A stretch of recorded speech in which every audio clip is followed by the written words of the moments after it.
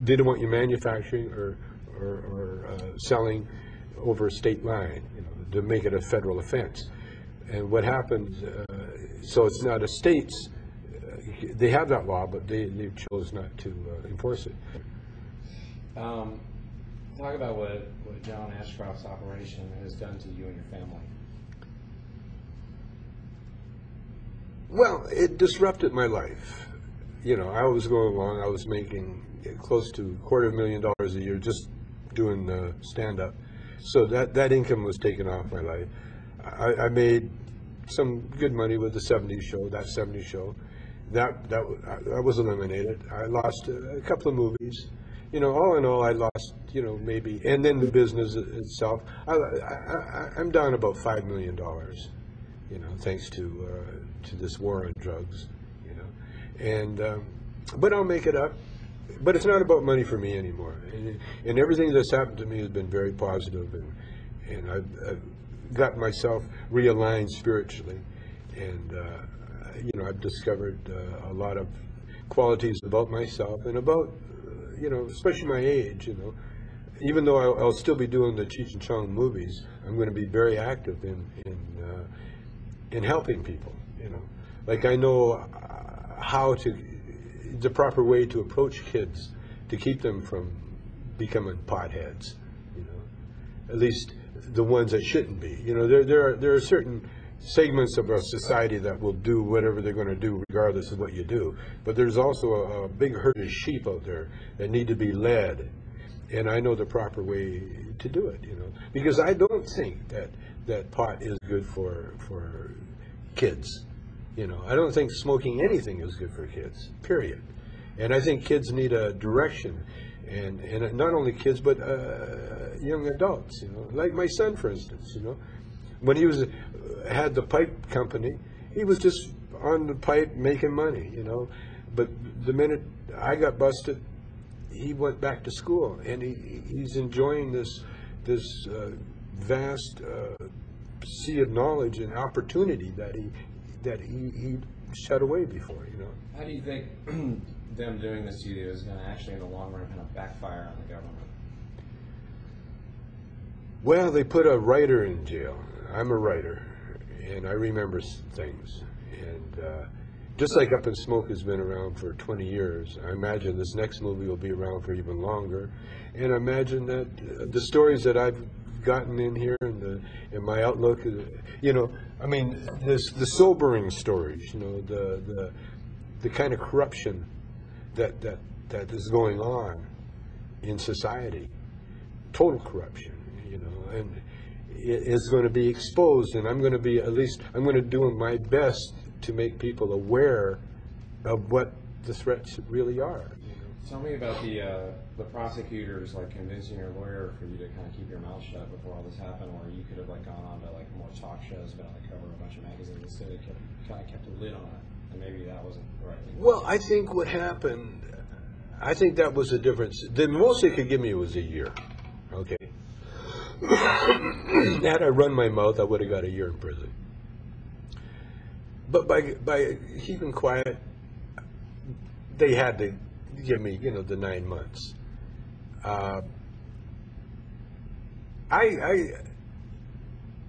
decided, that there's a time and place. Because people don't. If you talk, it's like crying wolf. Like Nader. Like Ralph Nader. Everything Nader says is true and right, and all that, but people get tired of listening to him because it does no good, So I think I do more good with comedy and doing movies where you can let people know what's going on and laugh at it. And me be an example, me taking advantage of my time in here, And I think that says more for me and for what I represent, I represent that culture, that beautiful hippie culture,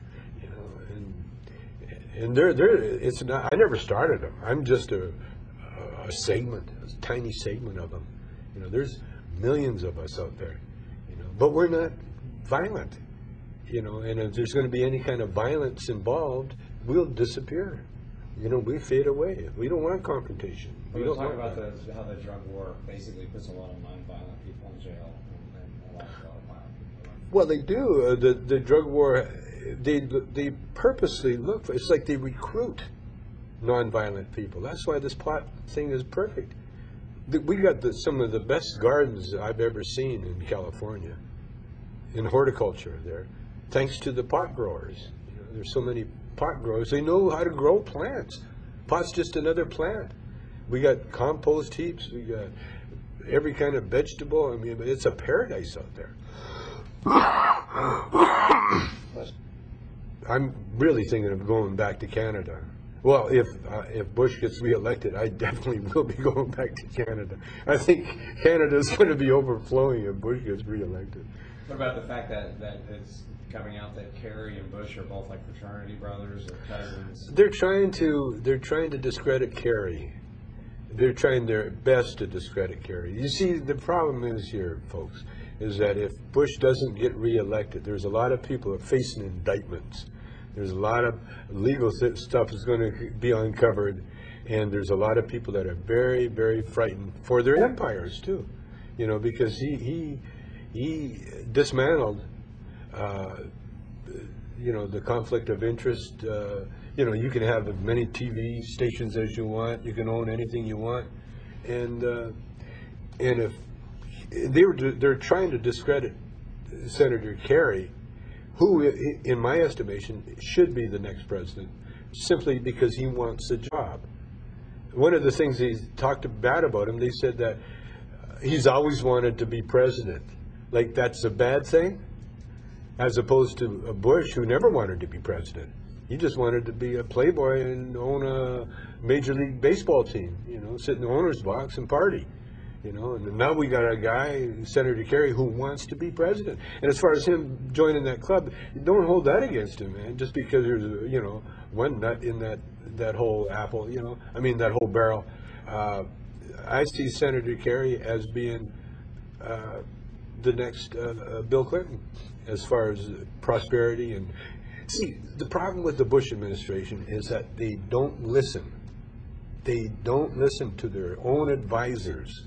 They have these high-priced experts there telling them, but they don't want to hear it. They just have their own agenda that they want to accomplish. And what happens with the Republicans, they get in, they know they're only going to be in for one term. And so they rip and tear, and they do everything they can, appoint as many judges and everything else as they can to solidify their hold on anything, keeps anything from being passed. And then they wait 4 or 8 years for the Democrats to build up the surplus and to calm everything in the world, get everything working right again, and then they come in because the American people are lethargic. We're like, like Clinton got to be old news. And we didn't appreciate him.